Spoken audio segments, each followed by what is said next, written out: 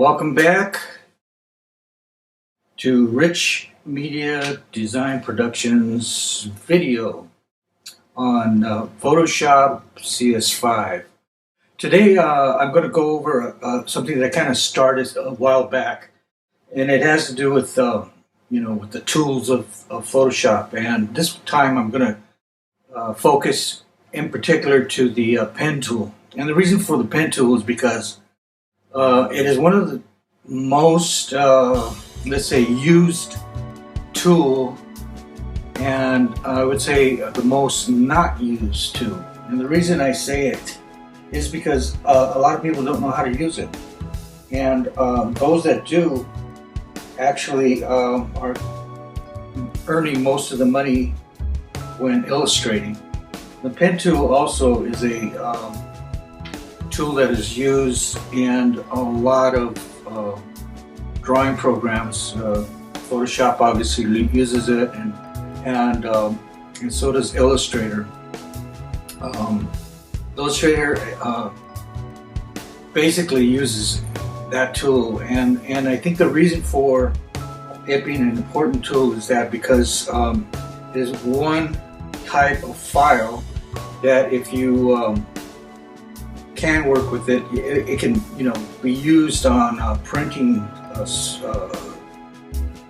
yes, any size or level printing, and it holds the printing to a very sharp edge.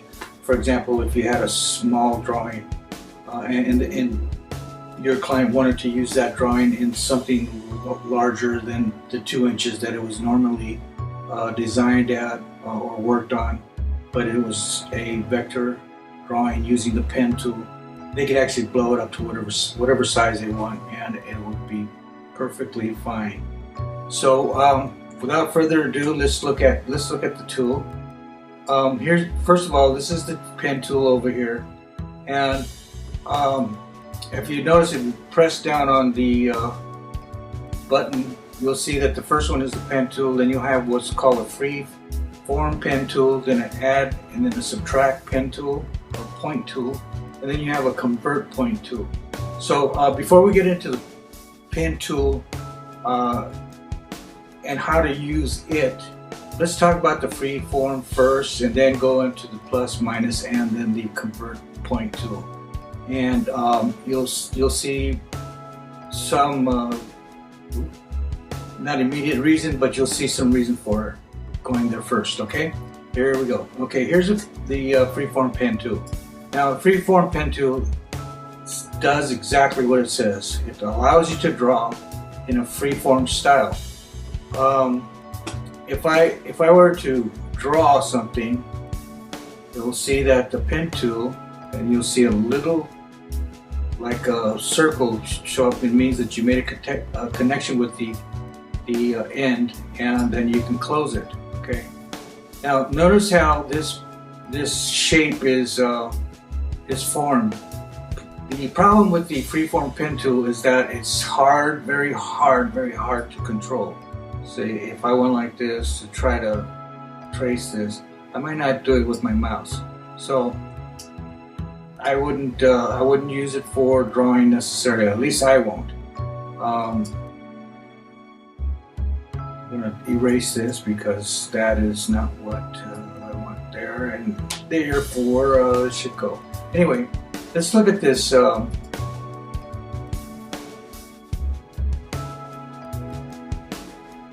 like that. Now, the freeform pen tool, going back there, we were able to draw this object or thing and close it up, and therefore it's actually you can actually use it as an art piece if it was something that you were drawing. But here is the thing that we want to get into about the plus and minus. The plus and minus can actually, if you press plus, can add more points in between points. Now you'll ask, why would I want to do that? There are cases where once you start learning how to use the pen tool, which we'll go into later, you'll see the reason for the plus and minus tool. Now here's using the minus tool, you can actually take away points. There's one, take away this one, take away that one. So I'm reducing the amount of points in this drawing. And like I said, the plus and minus pen tool will well, let's say the light will turn on once you learn how to use the pen tool. Okay, now the last one here on the list is the convert point tool. Now what the convert point tool really does is basically just converts it into a straight line point, and it doesn't do much more than that, and there's a reason for it, a good reason for it, and you'll find that out later when you start using the pen tool. Okay, so let's show you how it works. If you'll notice, this is a curve right here. If I went in here and touched it with this arrow, it kind of straightens out the point. Now it says convert, but I call it a straight line. Okay, so there's another straight line, there's another straight line, there's another straight line. Keep touching them, they've turned into straight lines. Here's a straight line. See that straight line happen there? There, straight line, straight line, straight line. So it causes a straight line in between 2 points. Straight line happened there, and on, and on, and on. Okay? So you're going, wow, that's pretty interesting, but what can I use it for? Well, like I said, right now, if I try to explain it, all I'll do is make you crazy, and you won't know or remember. And so I'll save this for later on. Okay, so anyway, I'm going to get this direct select, this path selection tool, and it selects everything. Then I'm going to delete everything because I'm going over here to use and explain how to use the pen tool. Okay, first of all, you see my hummingbird. I went through painstaking search for a nice drawing. I didn't draw it. I can't take credit for it. Somebody did it. I thought it was very nice. It was free on the web, by the way. So if you wanted to find it, I could show you where that's at a little bit. In fact, I'll do that now because I might forget. So let's see. Go to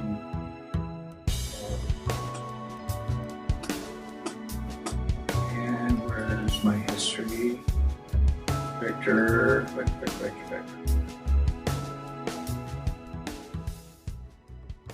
There it is. It's actually at keepingdesign.com, Illustrator free-bird-wing-vectors. Okay, so that's www.keepdesigning.com/illustrator/bird-wing-vector/, and that's where I got it from. Okay, back to the hummingbird. Now, when placing this hummingbird on there, it's a dark black actually, and when I'm doing these, the pen tool, it'll be hard to distinguish your drawing from pen tool if left alone like this, dark black. So I'm going to reduce the amount of opacity so that you can see what's being done. Now, go back to the pen tool. It's already been selected, and we'll start. Now, the first thing I want to do is I want to bring you in a lot closer. Okay, so I selected the magnifying glass and then press Option, and it becomes a plus sign, so now I can bring it up larger. Okay, now there's my pen tool being selected again, and I can start. Now, the reason you want to do this is, again, you enlarge it so that you can see the lines that you want to, you can see the edge or the line that you want to create. Okay, so here we go. Start here, and I'll come over here. Now, the reason for that is I've got a straight line going across. Now, when I started there and I went over here, I still left my finger on the mouse. I mean, I still left it pressed on the mouse. I didn't let go because the minute I let go, I lost my point. I can't go any further. Then, you know what I mean? It's gone. So if I go back, undo, step back, press Option, then press the button there. Remember that. That means that you can start from that point, because if you don't press Option and press the point, you can't start from that point again. You gotta erase that point, delete it, and then start a new point. Okay, so here it goes. I started it, and I went here. Now, why did I go there? I just want to show you that it's going to be a straight line going across. I'm going to erase that, and then I'm going to start again. Uh-oh, what did I do wrong? What did I do wrong? The thing that I did wrong is I didn't do exactly what I told you to do earlier, and that was go back, press the Option key, and then start from that point, or press it on that point and then start again. Okay, so now I'm going to go over here, and I notice that this curve is kind of, you know, a wide curve, so I'm going to stop here, because then another curve starts here in the opposite direction. So that's important for you to remember, because those kind of decisions will help you draw a lot better using this pen tool. Okay, so here I go. I'm going to put my point there. Now I'm not going to let go of my mouse by leaving it down, and then I'm going to stretch, and try to stretch it in such a way so that I can get that line following the drawing. Okay, you see that happening? Good. Now you can let go. Okay, now you want to cause this curve to happen. So go back so that you can get rid of this stretch line. Later on we'll talk about, you know, the importance of that stretch line and it being there. But anyway, I'm going to stop here, go to Option and press. Notice how one of the stretch lines left. That way you can continue your drawing. Okay, so I'm going to go over here and try to emulate that curve right there by coming in right here, because then there's another curve going that way. So I'm going to stop about halfway here, and then I'm going to bring this down to about there, and it's just about right, just about. Okay, go back, press Option, press the end point, then go back here, stretch. See these little things here? They're arms, and they're really small. They're smaller than that one was, and they were smaller than this one was. And the reason why is because there wasn't much stress or pulling right about here. Okay, keep that in mind. Okay, I'm going to press Option key, then press that end point so I can start from there or continue from there. Then I'm going to pull in here. Okay, press Option, then the end point. Now, what do I do here? That looks like a pretty large sweep, but I think I can cover it with one point. Now, you might say, well, could you do it with one point, or could you do it with more points? You could do it with more points, but once you start getting really good at this, you want to eliminate the amount of points that you have on a drawing, because it actually lessens the amount of megabytes that file would have with less points on this drawing. So you want to eliminate as many points as you can on a drawing, because it does make the file a smaller file. And that's always a good thing with printers and with people that use, like, you know, on the internet and stuff like that. So keep that in mind. Okay, I already pressed this down, or I should do it again because I don't remember. Then go over here at the end and see if I can pull, and pull this to match, and it worked. See that? Okay, now keep in mind that this pulling arm is really, really big. It's a lot bigger than these guys in between here. And probably a lot bigger than this guy was over here. Okay, so now I'm gonna go here, press Option key, then press the point using my mouse. And then I notice that there's a curve here, and then there's a slight one going in the opposite direction here. So I'm gonna stop about right there.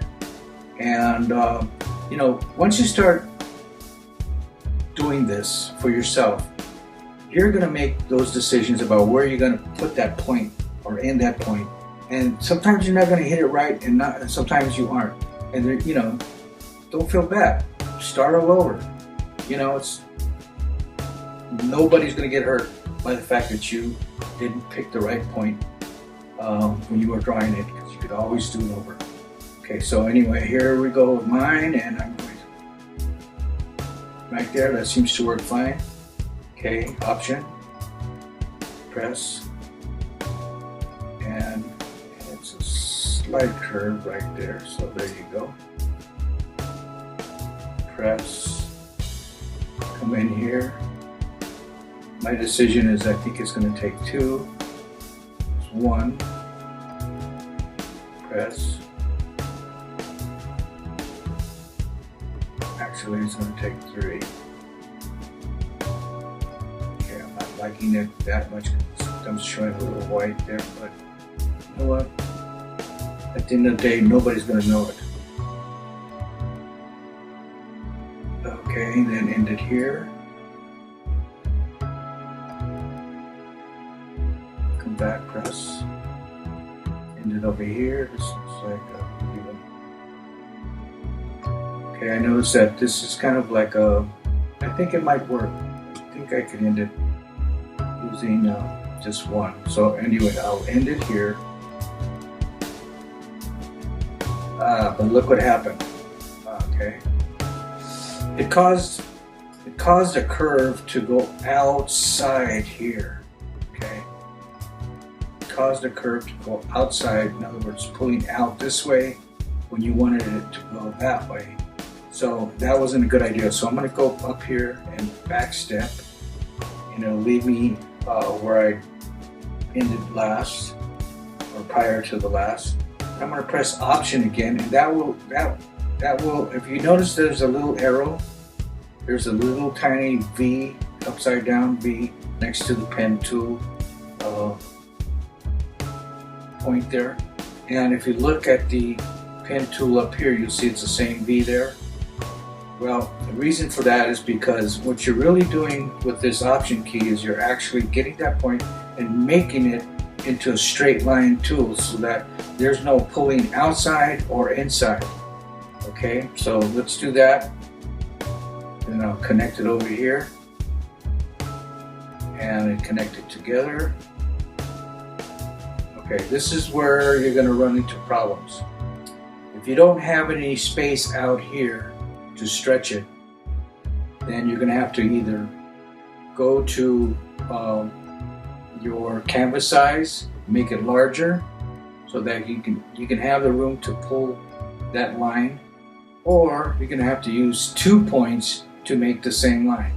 Well, I don't want to go to the trouble of adding more canvas space, so what I'll do is I'll step back, go back to where I was, and use 2 points to create that line.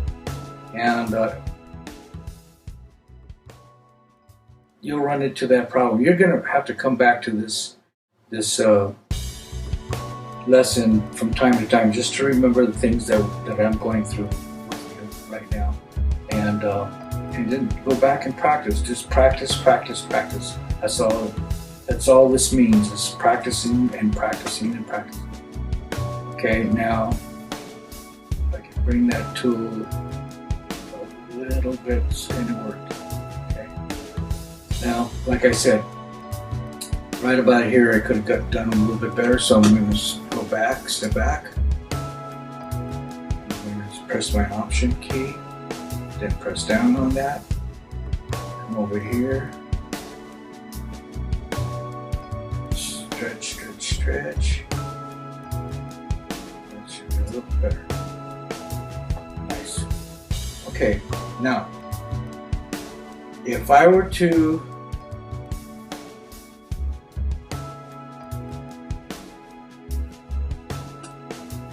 take this and then I go to path over here. If you look on the right hand side, there's a tab called path. If you go to path, you'll see it says work path. What that is telling you is that you have a path that you're working with, or it's working working situation right now. It's not finalized. Well, you know that we just finished that portion of this hummingbird, so you know that it's final.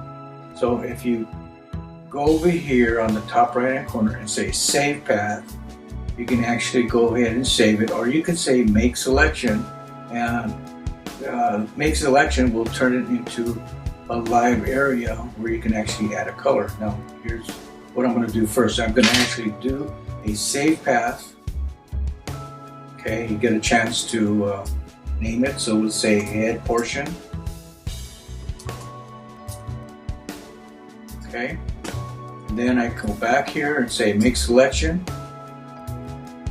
and you notice it says anti-alias.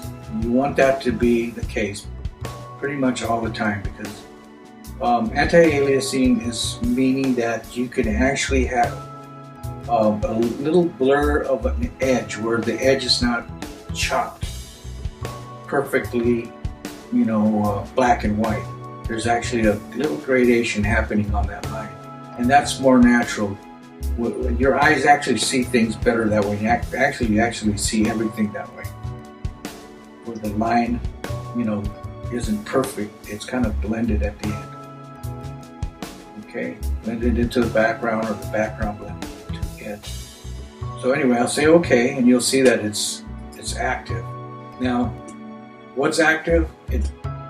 These little ants tell you that everything is active, either outside of it, which is the white part, or inside of it. Now, in order to do something with this, I'll go back to layers, and I'm going to cause a new layer to happen here by pressing new layer, and then just for this purpose, I'm going to just leave it alone, not even name it, so we can go on. Then I'm going to go here and work with a color, a little bright color, and then since this is the active layer, I can go ahead and use the bucket tool and press, and there you have the color. Now you can actually go to the bucket tool and go to gradation, and you could hit go up there and pick a gradation that's already pre-designed, or you can go ahead and make a gradation. Those are areas that if you don't know how to do that, making your gradation, we'll get into some other time. But here we go. I'll make a gradation, and there you see it. I like the purple better. Step back. Anyway, that's it for today.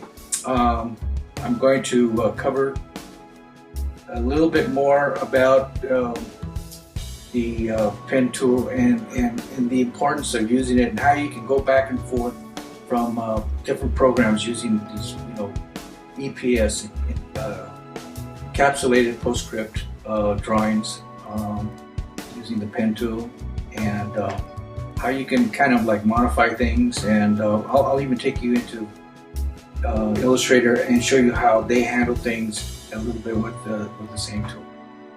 So without further ado, thank you for joining, and we'll come back with a little bit more about the pen tool as a part 2 at another time.